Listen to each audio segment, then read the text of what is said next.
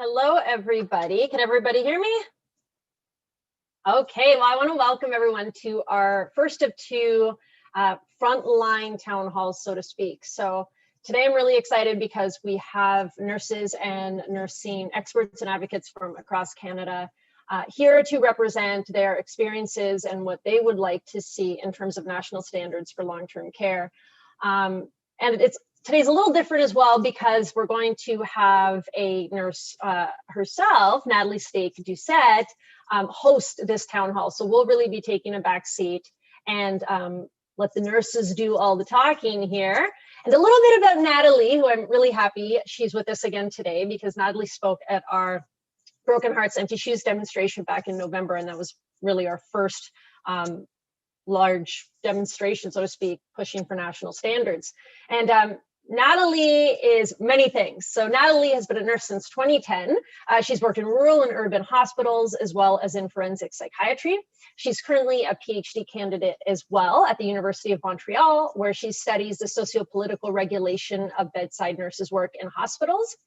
She's used her study of the history and sociology of hospital nursing work to articulate and contribute to nursing struggles in Quebec, notably through media analysis, policy briefs, numerous op-eds on how forced overtime and other austerity measures really affect nursing retention and patient care. She's also the president of the Quebec Nurses Association, which is a grassroots nursing organization dedicated to social justice and healthcare and to promoting the political voice of nurses. And before I hand things over to Natalie, I really want to point out, it wasn't until I first heard Natalie speak at that demonstration how painful I realized the experiences of these frontline workers were. And of course, my advocacy really focused on families, so I didn't really hear that much from the worker perspective.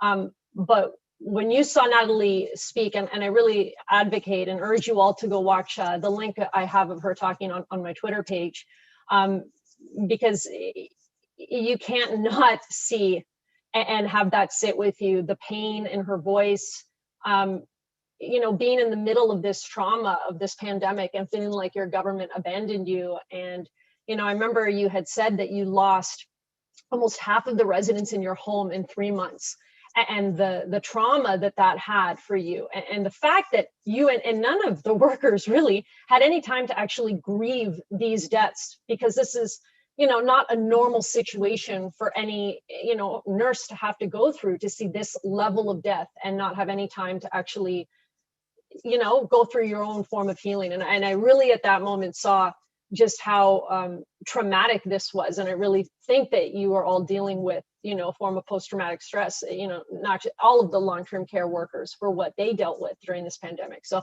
I'm really happy to have you all here today. And I'm going to pass it over to Natalie so she can introduce everyone else, all the amazing people here. Thanks, Vivian. That's really appreciated. You got me almost all choked up again. I wasn't expecting that. Thank you so much to Canadians for Long-Term Care Standards for organizing a nursing town hall. We've heard a lot about nursing, a lot about long-term care in the last year, but nurses' voices aren't usually heard in mainstream media or by policymakers, whether it be in Quebec or anywhere else in Canada. So the nurses that we have here today are three nurses that, you know, are human beings I admire immensely, and who really also are a good representation of all the things that nurses can actually do. Nursing is bedside work. Nursing is advocacy. Nursing is care for health of populations, whether you're at the bedside, whether you're fighting for the health of nurses themselves, or whether you're fighting for the health of all Canadians. And our health, our well-being, also has an enormous impact on the care that we're actually able to give. And there is no other larger set of healthcare professional that spends so much time with so many patients at so many levels of our healthcare system, whether it be in hospitals, long-term care, clinics, dispensaries. Nurses are everywhere and are involved in every single aspect of care that's given to anybody who comes in contact with the healthcare system. As you mentioned, I'm the president of the Quebec Nurses Association. We've been very active during this pandemic to try to make sure that nurses are heard. And at the very beginning of the first wave, it became quite clear that long-term care was once again completely forgotten, seemed to be an afterthought for our provincial government. And a lot of that was done for hospitals. So a lot of the PPE, for example, was taken out of long-term care homes to be brought to hospitals to make sure the hospitals had enough. And so a lot of us ended up in long-term care homes with very little resources to protect ourselves and to protect the residents that we cared for. And so that led to situations that should not have happened, where we had to make heartbreaking decisions because we didn't have what we needed. And so as nurses, as a nurse, I have a responsibility towards my patients, towards my employer, towards my colleagues, towards my profession. But my employer also has a responsibility towards me to give me the tools so that I can do the best work that I can to the best of my capacities.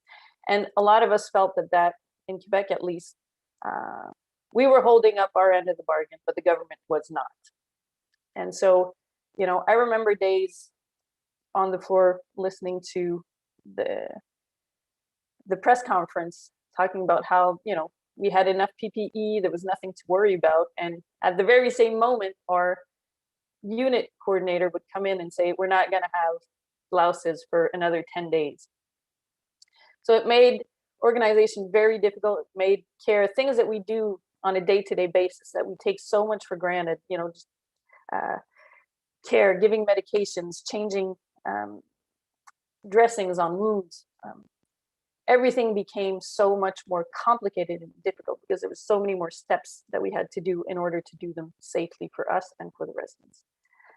So the nurses that we have here today are 3 nurses that were also extremely active during the pandemic, who really helped bring nurses' voices forward to the ears of the federal government and across the provincial governments. Megan is a nurse in Alberta. We had a chance to actually we both worked in long-term care in Montreal for a little while at the beginning of the pandemic. Megan is truly the kind of nurse that you would want caring for your loved ones. I had a chance to see her in actions a few times while she was still in school. And I was so proud that, somebody I knew was willing to step up and go into long-term care. When a nurse of the caliber of Megan Eaker says, I want to go into long-term care, you have to celebrate that, and you have to make sure she has everything she needs to stay in long-term care, because we need nurses like her. And so unfortunately, she only stayed 2 days, but nothing in that situation is her fault. And so she's a really good example of how we drive people out that are such important pieces of the care team in long-term care. We also have Michael Villeneuve, who I have a chance to work with also at the Canadian Nurses Association. The Canadian Nurses Association is the only professional association that represents nurses across Canada, wherever you are, either provinces or territories, and that has a level of influence and knowledge of policy, of government, and has had that for decades, really. We just finished a whole lobby week with the Canadian Nurses Association, and it was truly an extraordinary sort of journey to see how the Canadian Nurses Association leadership really develops policy briefs and brings them to policymakers to try to advocate for change, for healthier policies in Canada, and also for the nursing profession. And finally, last but not least, Linda Silas, the president of the Canadian Federation of Nurses Union, somebody I've been fangirling about for many years now. A real leader, no nonsense, excuse my language, but I think she's a badass. And truly somebody that is able to carry the voice of nurses and be listened to by whoever she's addressing. So she has a real connection to the ground. Nurses who are working day in, day out, who are stuck in this pandemic, and who are stepping up to the plate, but aren't necessarily always listened to by either their employers or state regulators or provincial regulators, or provincial health authorities. So thank you so much, all three of you, for being here. So we will open the event tonight with Megan. Tansay nawagamaganag Megan Nitsikasan Amiskwachiwas Kahigan Utsinia. Thank you, Natalie, for that great introduction. I'm just going to start off by reading a poem, and then I think I can talk more about my experience during the panel later on. But yeah, I just wanted to just give a little bit of a trigger warning first before I read my poem, because I know throughout this pandemic, a lot of people have lost loved ones in long-term care centers, and actually my partner lost his grandmother. And so my poem is a little bit blunt in a way, and I don't mean this to make it difficult for anyone who's grieving, but it's really my point of view is critiquing the system. So it is a little bit blunt in some ways. So if you feel like you would like to just mute me for a while, that's totally fine.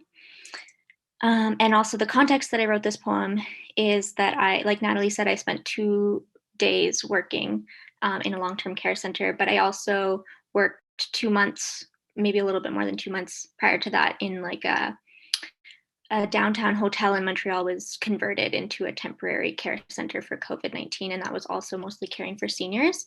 And since it was a kind of like more crisis center, I guess there was a little bit better supports for nurses in place at that place. So I worked there for about 2 months before going to long-term care. And that's where I really saw the bigger issues of lack of support for staffs who are trying to do their best.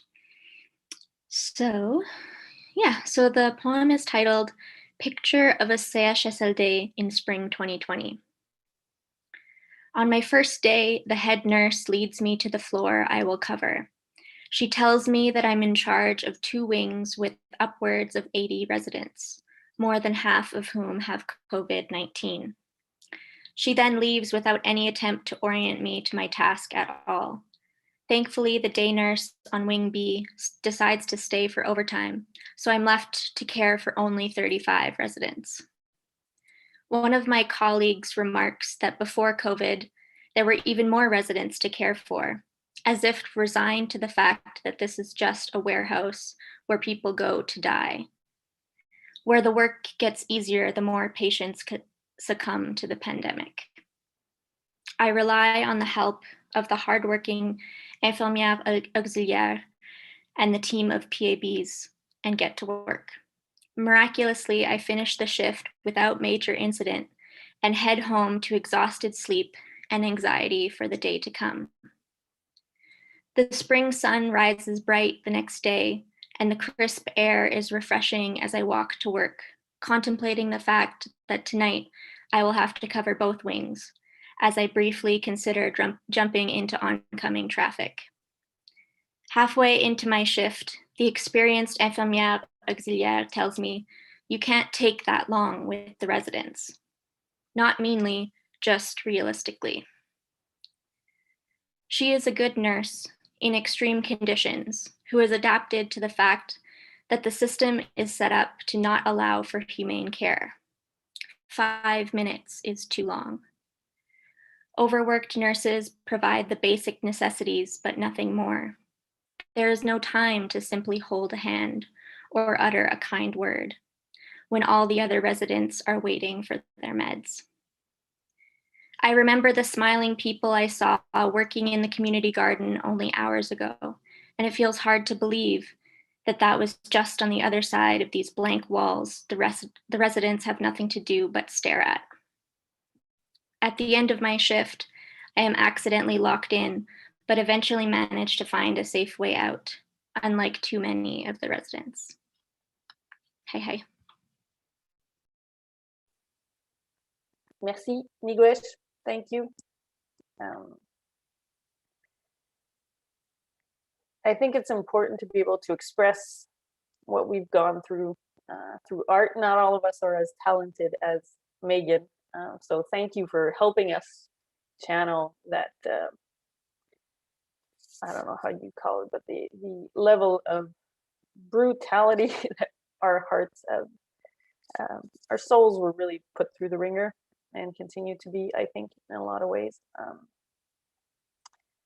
So thank you, and thank you for doing what you did last spring, and for what you continue to do as a nurse, as an advocate, and just as an overall awesome human being. Our next speaker, Mr. Villeneuve, Mike. I think, you know, you're really able to help us channel that into action that can be translated for policymakers. And so please take the floor. Thank you. Thanks very much, Natalie. Thank you, colleagues. Thank you, Megan.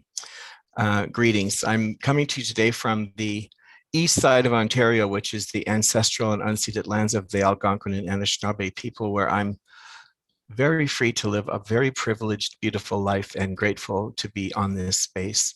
CNA House in downtown Ottawa is also in the same territory.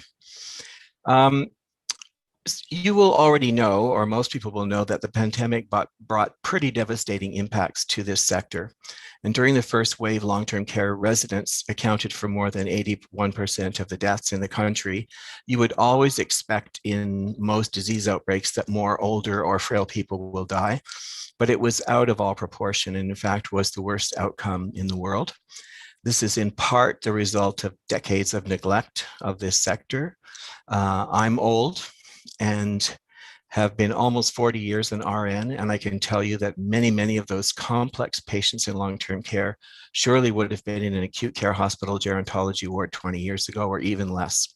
So as we've moved them out to different spaces, the funding hasn't followed, the staffing hasn't followed, the complexity is very high for the staffing levels that are there, and so on. And we saw some of the results of that.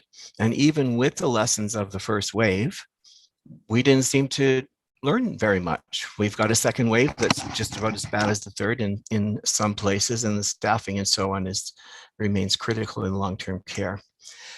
So what does CNA do? I'll tell you that we met with more than 20 ministers, MPs, and senior staff, including the Prime Minister's office, ahead of the speech from the throne last fall, urging the government to place a strong focus on the emergency situation in long-term care, but also on aging more broadly. And you don't always get everything you want from a speech from the throne, but everything we asked for was in the speech. So at least we were aligned with what seemed like their intention to tackle this issue. We presented our views twice at the House of Commons Health Committee and twice at the House of Commons Senate Committee. We spoke quite recently at the Finance Committee of the House, and our written submission to the Finance Committee focused nearly entirely on shoring up resources for aging in Canada. Natalie mentioned over the past 4 weeks, we met with more than 60 MPs, ministers, and senior staff ahead of the federal budget coming on April 19th. So here's what we're talking about, and then I'll try to answer any questions later. We've first of all urged the federal government to lead the development of pan-Canadian standards for the long-term care sector and the funding required to make them happen. These kinds of standards would provide guidelines for equal access, quality, the staffing, the outcomes that you want, and so on. How we explained the challenge to some resistors, and there's always going to be some, is, you know, if I go into the emergency room in Moncton, where Linda has spent some of her time, or if I go into the one in North Battleford in Saskatchewan, they will be the very same. You won't be able to tell them apart. They'll look the same, they smell the same, they use the same technology, they ask you the same questions, and they do the same tests. And there's a certain level of safety and quality that comes from that kind of predictability. Long-term care, free for all. You don't know whether it's for-profit, not-for-profit, good outcomes, is the staffing good? It's sort of what you hear on the ground. And it's not just a problem across jurisdictional borders, it's a problem within jurisdictions. So we have advocated relentlessly this year for improvements in this area. The docs, the physicians, meaning the C Medical Association, the Society for Long-Term Care Physicians, the personal support workers, CNA, all lined up to produce the same document talking about what pan-Canadian standards might look like. And 92% of Canadians are in favor of the same thing. So our view would be, there's not a policy problem. There's going to be a political problem in getting everyone to agree, but the policy solutions are really pretty clear. Our view is that we have to look broadly at aging in Canada, not just institutional long-term care. We've asked the federal government to implement a demographic top-up to the Canada Health Transfer to support not just long-term care, but as I've been saying to them, care in the long term. I'm the back end of the baby boom at 62. The top end is passing 75. It's with us right now. It's not a theoretical future. It is here. And most Canadians will never go to long-term care. So what do you do to support Mike Villeneuve, who lives in a rural part of Eastern Ontario, in his home, in the church basement, in the community clinic, in the palliative and long-term care? What's the whole range of services Canadians can expect to receive as they age? We believe that a collective national action on institutional long-term care certainly is important, but needs to occur in conjunction with further infusion of federal funding for home and community care. And particularly, one of the phoenixes arising from the fire of COVID is virtual care. It's miraculous, right? And it holds a great promise. And remember, the baby boom already uses virtual care. Like they've Zoom and they talk and so on. So there's not going to be the same kind of difficult challenge in terms of literacy in the online world as there might have been if this was 20 years ago.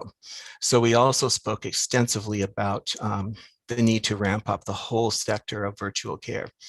My final comment there is not just about long-term care, but the reality that in where we find ourselves is the diagnostics and clinical care is Star Trek. The communication across the health system is Fred Flintstone. It's pen and paper.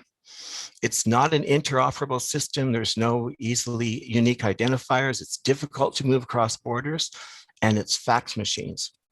And it's just not, it's not a go. You cannot run a Cadillac virtual care system to carry society forward in its healthcare with pen and paper and fax. So we spoke extensively about that. And Natalie, with that, I think my 5 minutes are up, and I'm happy to talk more later if there's any questions. Indeed. Thank you so much, Mike. So our third speaker today, Madame Linda Silas, nurse extraordinaire. I think it's important to have union representation here today because a lot of people, I feel, including decision makers, forget that our working conditions in long-term care are also the living conditions of residents in long-term care, and you cannot separate them both. And so the work that the unions are doing right now is, you know, all that more important because of the importance of keeping long-term care or making long-term care a place where we can work in a healthy way and the residents have a healthy and positive environment. So, Linda, I'll hand it over to you. Bonjour, everyone. I'm also from the same territory as Mike. I'm about 20-minute drive from here, so pleased to be here. But Nathalie started in a humorous way of calling me a badass nurse. I wear that badge very proudly, but most nurses are. They're just muzzles. Not every badass nurse has an opportunity to tell their stories like we're telling our stories today and protect it. And that is key. Megan talked about great nurses having to adapt And what I heard is great nurses have to lower their standards to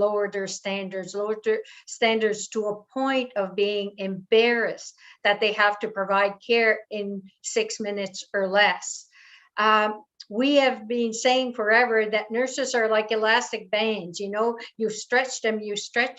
And as government, they've abused the goodwill of nurses and healthcare workers to an embarrassing point. And as society, we have to be embarrassed by that.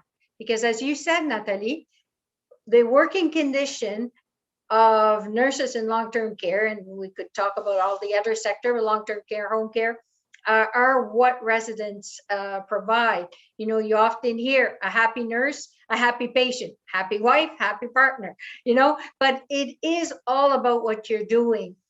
And if I could reflect what long-term care nurses would be saying now, it'd be simple. Told you so. Told you so, told you so. For the last 20, and I'd go even 30 years, when we were starting to see a big nursing shortage, we were restructuring our healthcare system. We were putting more people in long-term care facilities.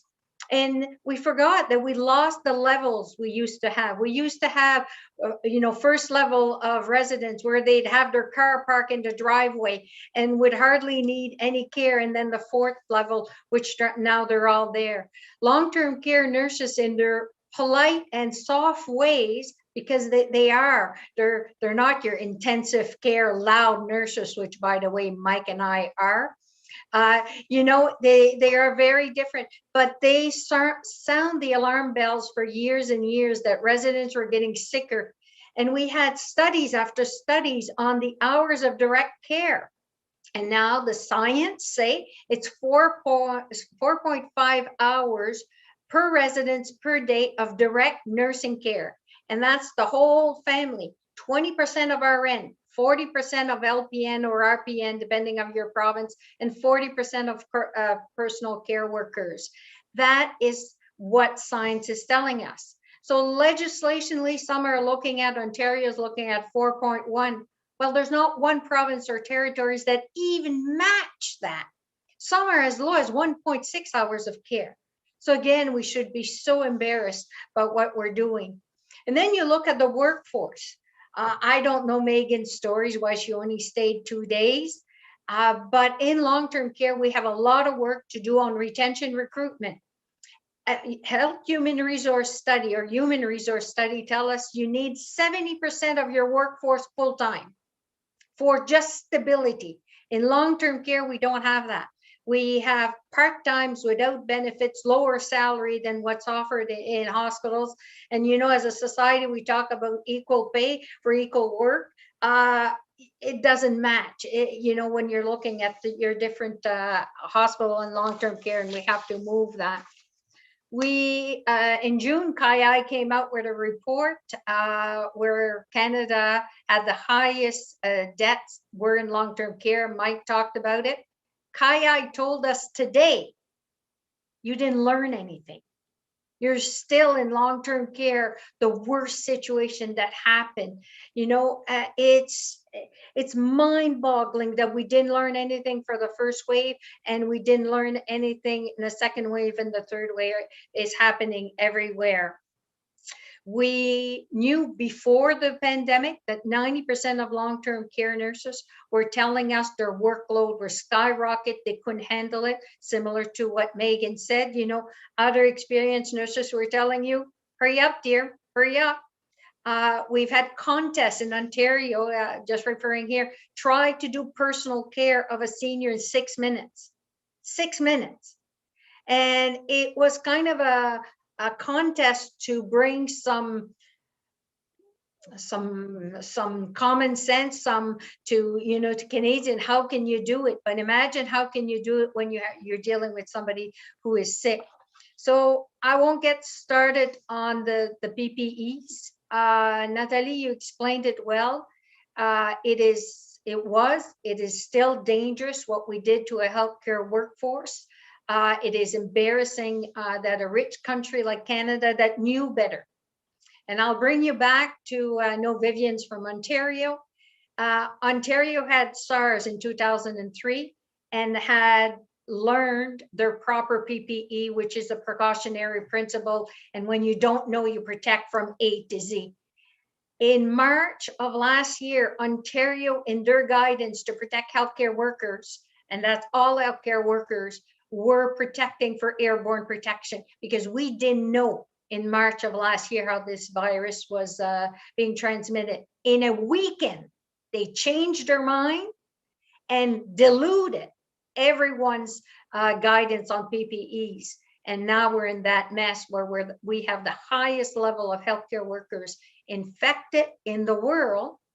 And we need to do a lot more work on that. And then it comes to burnouts. Over 60% of nurses before the pandemic were burnout. And we're hearing even higher numbers. The studies are starting in January. And it's normal. We became nurses to provide care. I became a nurse to provide care. I became a union activist to defend nurses to be able to provide the best care possible. We did not become nurses to be abused. We did not become nurses to be in violent situation, and we did not become nurses to die on the job because of a virus and employers that don't want to protect us. Thank you so much, Linda. A lot of really important points that everybody's made. I think particularly one that rings a bell for me is the muzzling that Linda spoke about. Muzzling of nurses is something we've had issue with across Canada for decades now. And in Quebec over the last year and even a little bit before that, I think the muzzle is slowly coming off because the hold of that muzzle is also the fear that a lot of nurses have of what's going to happen if I speak out. You know, am I going to get sanctioned or get fired or suspended or whatever? And more, I think that the pandemic has really taught us our worth and that we deserve to be treated like human beings.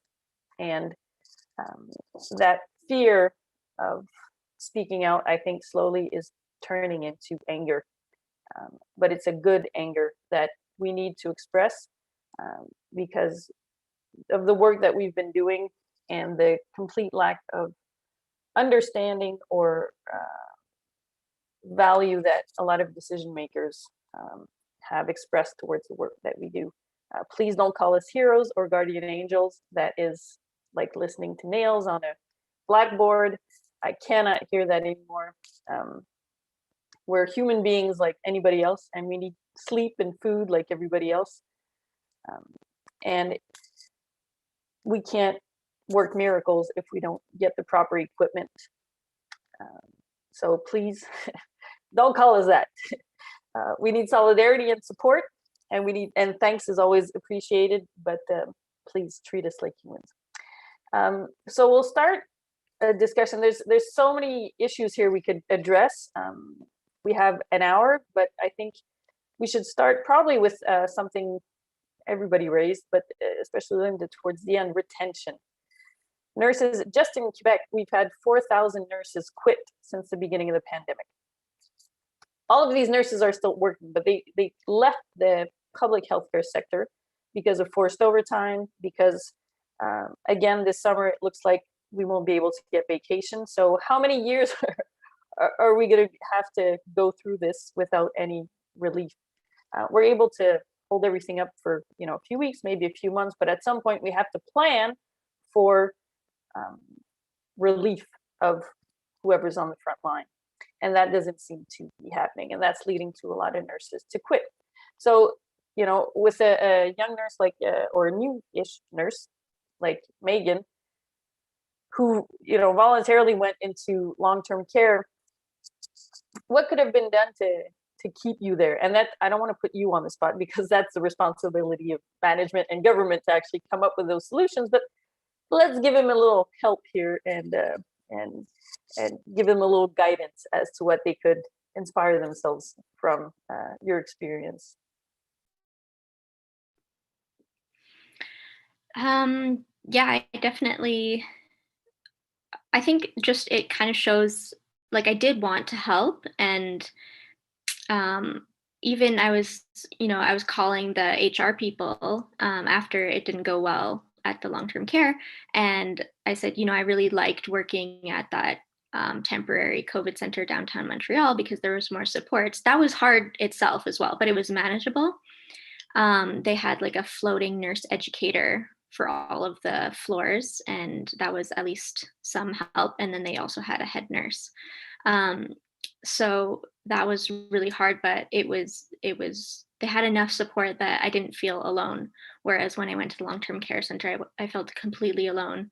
And the human resources people basically said like, oh, well, if you can't work in the long-term care, we don't need you anymore. So I quit, but I was still willing to help. And I actually didn't. I moved to Alberta, where I am now, in June. But I had a little bit of time left where I could have worked for a bit longer, but they didn't. They didn't want me. So yeah, and I think like the mindset that I was going into wanting to help out. I had no experience in long-term care aside from volunteering in long-term care as a high school student. And my background at that time was that I had been a child psychiatric nurse for about a year. And so I went into long-term care with the last time I had inserted an IV had been in nursing school.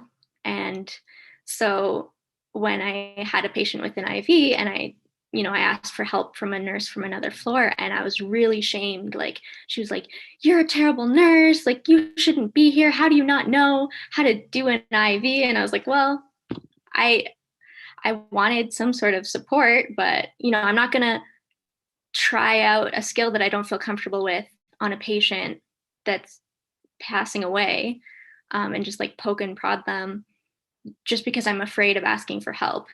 And so after that incident is when I said, no, I'm not coming back. Because but I think all I needed was a little bit of support. So like, I don't know, an hour of orientation. Like, I got 0 orientation, an hour of orientation plus someone to call if I needed help with an IV or if I needed help with some sort, like just anything. Yeah, and I think what was helpful was there was a Je Dénonce campaign that the FIC put on, and I was able to write what my complaints were about PPE issues and lack of support and different things like that. But yeah, I just keep on thinking about all the nurses and PABs that I was working with, and I think something that's really interesting.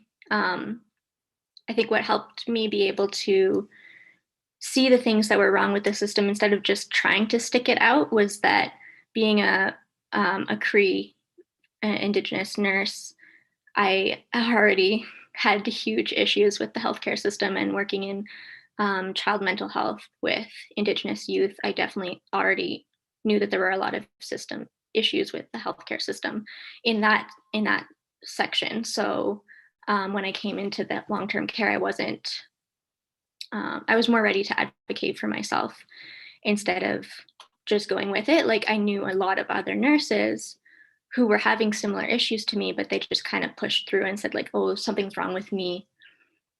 So I just got to tough it out kind of thing. And the other thing that I did notice as well is that a lot of nurses that are put into kind of the lowest, the lowest prestige nursing positions, the lowest paid nursing positions, the most dangerous nursing positions, and the most risk of them doing harm to patients because of lack of support and things are often racialized nurses. So that's just another aspect of this as well. Thank you so much, Megan. That's a really important point, and Quebec continues to refuse to collect the race-based data. We're starting a little bit, but there's clear disparities that are part of the systemic racism that racialized and Indigenous communities have to endure in the healthcare system. So I think that's an important point and an important aspect of dealing with this pandemic. So we have to power through. We only have like 20 minutes left. This is so interesting, and I hope we were able to do this again. Just a quick question for Mike, if you're able to sort of help nurses, what could nurses do to get involved in advocacy or to support the CNA in their efforts to lobby the federal government for long-term care standards for Canada? Thanks, Natalie. Well, you've said one thing already, which is help your association. So whether you're active in your professional association or your union with Linda's group, the power of both of our groups is the members behind it. So you'll see across the country often within jurisdictions, the associations looking for people to be on committees, to be on task forces, to be able to, to do this kind of advocacy work. We often, not often, we make it a habit when we go to speak to Parliament or, to senior staff in Parliament, try to bring a nurse with us who's an expert from that area. So we, the specialty groups help us to sort of fuel our language and our discussion.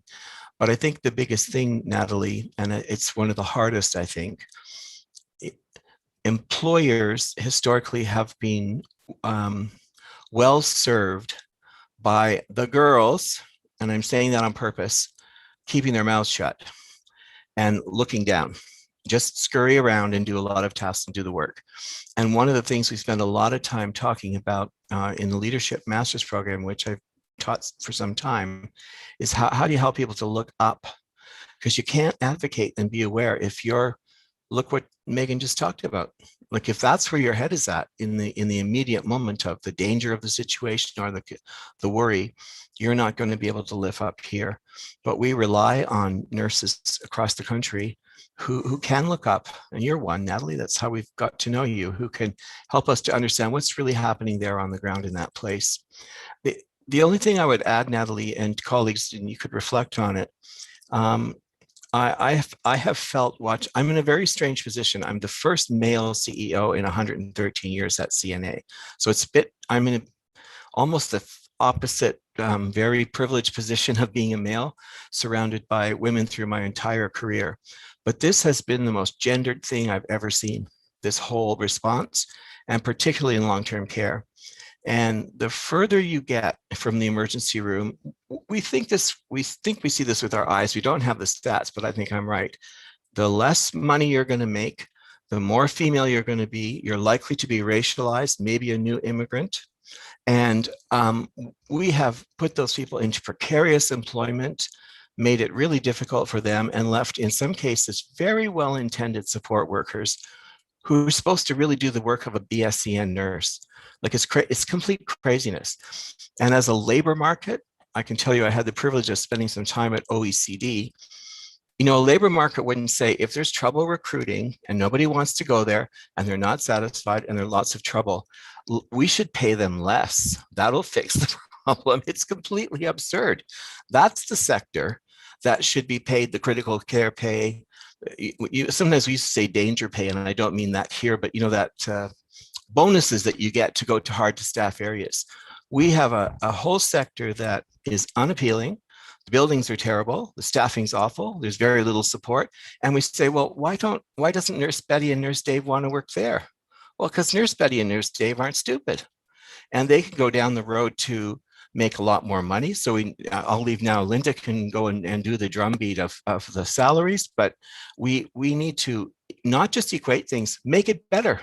Make it better for a while so that people want to go there. So I'll just stop there, just because as a male, I thought this whole thing, and even the Army going in Quebec and releasing that report, those things we've known for 20 years but it was women saying it.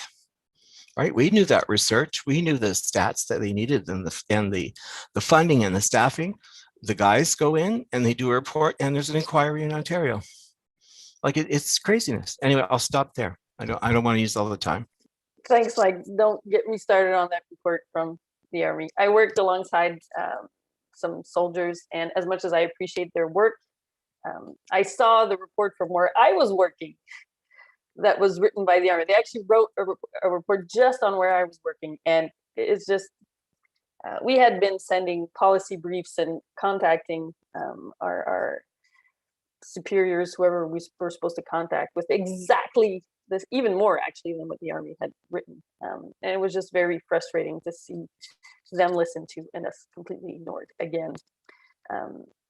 That's a really important point. So we have to wrap up soon, but this is really sort of what Linda Silas and the CFNU have been advocating for in the last year or so, and have always been, I mean, in a way too. That's what unions do, and that's why unions are so fundamental to our work and to our capacity to provide care. So yeah, so I don't know if, Linda, you want to specifically talk about that. It's up to you, but you know, you're really the voice that helps us connect to nurses on the ground, because that's who you represent, the nurses who are doing the work right now for COVID, who are there on the front lines. I think I'll bring to a perspective. Yes, money is important. As a negotiator, I'll always say that, but it's not the only thing. If I look at nurses working in long-term care in Newfoundland and Labrador, they make more money than hospital care nurses. And it's still not a recruitment strategy because of the staffing, because of what Megan was saying earlier. You cannot have 80 patients is the norm. Some have up to 120 patients on their guidance. So we have to bring it there. Vivian will remember that when they launch your organization, your lobby group, Dr. Pat Armstrong, one of my She Heroes, said, well, it's women caring for women. How hard can it really be? And that's when the worst sexism comes into our facility, in our profession. And it's true, and we do accept it. You talked, Nathalie, about burnouts, and we're going to have to make a decision, because it is hard to tell a 40-year-old, a 50-year-old, you're not going to get any vacation this summer. We're living a pandemic. It's a crisis when elective surgeries are happening next door. We're going to have to say, do we protect our healthcare workforce? And it's the whole workforce. It's more than nurses. Everyone is burned out. You read as many studies on personal care workers, on doctors. So we're going to have to start saying, okay, are we going to put a pause to our elective surgeries? And I say elective, and it's not for me to decide what is elective. We have specialists around our beautiful country that can decide that, to give a break to our workers. And we're not seeing that now. So the calls I'm getting is, do you realize that they're telling me I might get 2 days, 3 days, 4 days off, and I haven't stopped in a year? The overtime, Nathalie, in the province where you're working, it since last May went up 173%. Across Canada, it went up 38%, and we were already at the top max. We already fund, if it's about 17,000 positions in overtime in this country. So instead of filling lines on a rotation, employers leave them empty, not to pay benefits, et cetera, and nurses take the overtime. And then we wonder why they're burning out, why they're sick. So we can do better. Mike talked about the standards in long-term care. We have to be proud, because it's not only professional association. The Canadian Labour Congress, that represents all unions across Canada, last June took the same stance. We need standards in long-term care. What's happening, which was behind a door, we couldn't see it, is not acceptable for us, for our grandparents, our parents. So it is a movement that needs to continue. And other countries have done it. We don't spend enough in long-term care. If you look at GDP, it's about 1.3% of GDP. Peanuts compared to the Nordic countries, which are they're around over 3%, 3.7%. And they're reimagining what growing older is. And we need to think bigger. We need to put our big minds together and really think what we're going to do the next. And I don't want to say 20 years. I want to say 5 years, because a politician cannot think further than 4 years. So if you want to make changes, you have to make them now. Absolutely. Thank you very, very much, Linda. That was energizing. I'll pass it now to Kathy Parks, who's the Yes, weeks ago. yeah. So take it away. Thanks, Natalie. Yeah, we met in November actually at the Broken Heart. So I was very moved by that. What a conversation. I'm sitting listening to all of this, and a conversation between nurses is something that we don't necessarily get to see. So I just want to say, first of all, I'm a family advocate. I lost my father in long-term care.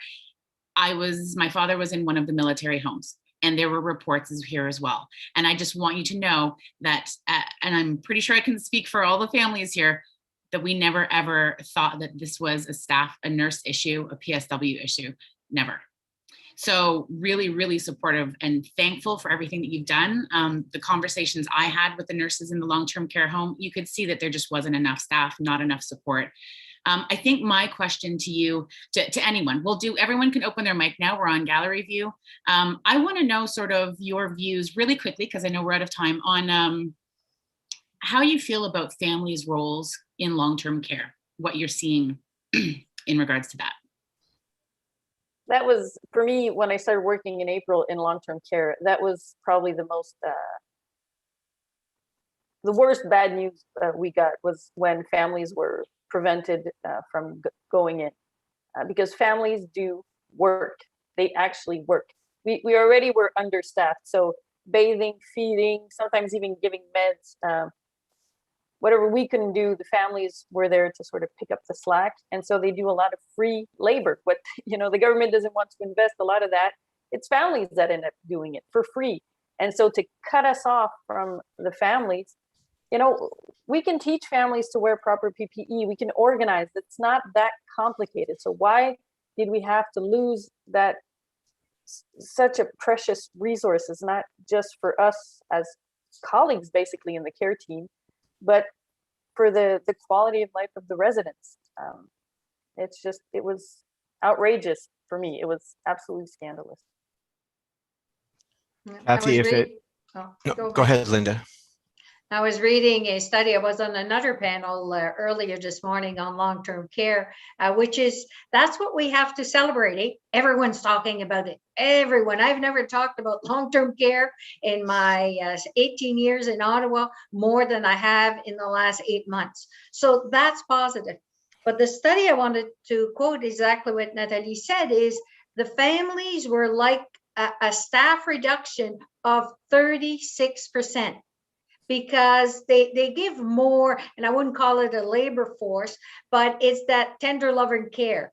That's what's going to put a smile on a residence, and that was yanked away. And then you had a personal care worker, a nurse, who had to do everything in 6 minutes or less. So that attention, where it calmed the residents, where it made them smile, made them feel secure, was completely gone. And we're starting to see studies about that, which is exciting, but didn't need to be, because you're right. Honestly, we could show people working in grocery stores, we could show truckers who were all essential workers how to wear proper PPEs. We could show families how to do it. Great. I was going to say, Linda, that my experience with long-term care, because I come out of the acute sector, was watching my dad's life and death in long-term care. Unbelievably great care, just absolutely terrific. But what I saw happening here, you run headlong into the rhetoric that this is their home. Well, now you're saying it's not their home. It's an institution, and we run it. So, and that's an underbelly of long-term care often. And my view, watching, I watched a lot of care during those 2 years, and I gave a lot of care. The families who come in aren't the problem. It's the ones that don't have any family that comes in. And I don't see why we could not have managed this differently. And once we saw the terrible toll that was being taken. But I would also say, Natalie, as our moderator, we shouldn't underestimate how scared everybody was, right? Because in the end, this thing can kill you. So there's all this drama, and it could kill you too. So I think we might have done a bit of overkill in some areas that we might say now, looking back, maybe that could have been different. I'll stop there. I think we'll Yeah, pass- Linda, I would love if you could share that that article with me, because I've just wrapped up some research too, and we looked at family caregivers that were locked out of long-term care, and the impact we saw was pretty. We didn't have like a figure like that per se, because how can you quantify that? I'd love to know how they did, right? Yeah. But there's no doubt the things that we would hear, you know, family were in there all the time, especially around meal times, which was why those deaths caused by malnutrition were completely avoidable and would not have happened. And was, you know, something I really hit home in my advocacy, had you let family in. So I do think that there was an initial fear-based, you know, knee-jerk response, which, you know, I think a lot of us understood the first month, but then the second month came and the third month, and then it just never let up. And then, you know, just some jurisdictions were better than others. Still, nobody was great. And it really had an impact on the residents and the workers, because you lost that support system. You can't provide that care in 5-6 minutes. So having family there to do all of that it is, you know, hidden labor that these governments don't want to address, but know full well happens because of their progressive cutbacks. And I guess for me, what I want to know is, because especially, well, Quebec, you don't have the issue of privatization as bad as we do in Ontario, but I saw firsthand, and I've been very critical of the private sector. And I look at this from the last, 20, 30 years in Ontario. And one of the things I point to is how, 20, 30 years ago, nursing homes were called nursing homes because they were staffed primarily by nurses who are, a higher trained, better paid, regulated profession. And then when you see the for-profit sector emerge in Ontario, thanks to Mike Harris, then you saw a progressive shift. That staffing mix completely flipped on its head. So then you had, a majority of nurses and, a peppering of PSWs to the complete opposite. And now we have a vast majority of PSWs who are often, undertrained, obviously underpaid. Vast majority are racialized women, many of which are new to Canada. So you see the layers of racism and further exploitation. This is a way to exploit gendered and racialized workforces. So I wonder, in your respective provinces, do you see, that these issues with privatization and how increasing encroachment of the private sector in long-term care has led to the problems we have now? We have to say yes. And one of the key reasons why the Canadian Labour Congress is supporting and pushing for standards in long-term care was exactly that, was seeing the abuse of the private or the for-profit, because there's a difference. There's some nursing homes that are not under government or municipality, they're under a religious order, but they're not for-profit. We were seeing what was happening to the workers, what was happening to the residents. It was more than fear. It was greed. It was, on the panel I was on earlier, they said, how can you see the difference? I said, look at who administered it. If you have to answer to shareholders, that's based on money. If you have to answer to a patient or a resident or a family council, that's based on quality and safety.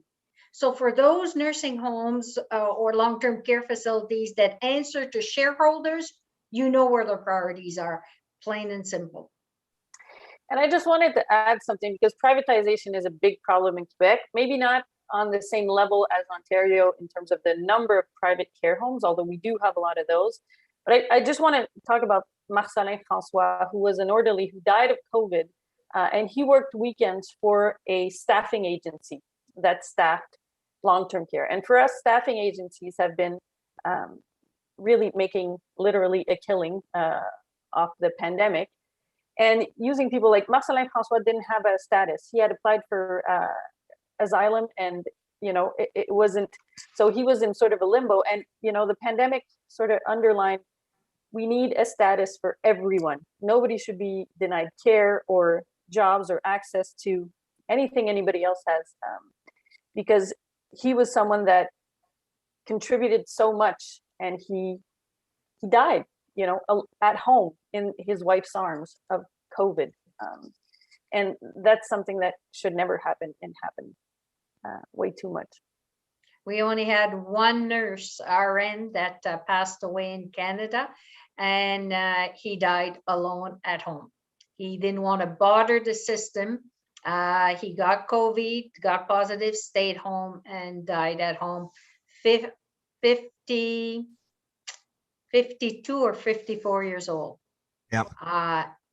And then the other 40, we don't have appropriate numbers on how many healthcare workers, and that's including 2 physicians that passed away, because nobody's calculating it. So when a healthcare worker died in Canada, all the unions were on our phone. Okay, is it one of yours? Is it one of yours? We don't know, we don't know, we don't know. Because there's nobody calculating it, there's nobody catching it. And then when we find, okay, so sadly passed away, okay, what kind of PPEs were they wearing? We don't know.